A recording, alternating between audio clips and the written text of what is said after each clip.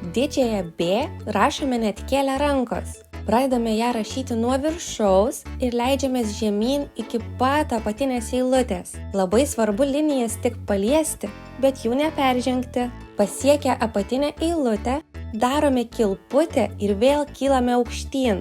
Mūsų brėžiamos linijos turi susikirsti ties vidurinė eilute ir tik tada pasiekti viršų. Kai paliečiame viršutinę eilutę, piešiame pirmąjį B raidės pilvelį, kuris užsidaro ties vidurinė linija. Tada iškart neatkėlę rankos pradedame brėžti antrąjį B raidės pilvelį, kol paliečiame apatinę eilutę. Ir galiausiai suraitome kilputę apačioje. Tai yra rašytinė B didžioji.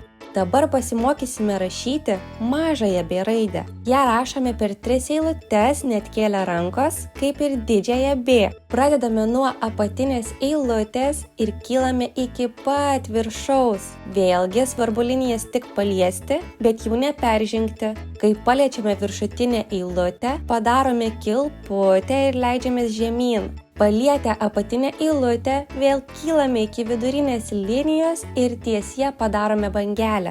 Tai yra rašytinė B mažoji. Kad geriau išmoktumėte parašyti didžiąją ir mažąją B raidę, reikia praktikuotis. Pabandykite visą pirmą eilutę užpildyti tik didžiosiomis B raidėmis, o žemiau esančią tik mažosiomis B raidėmis. Taip kartokite, kol užpildysite visas puslapyje esančias eilutes.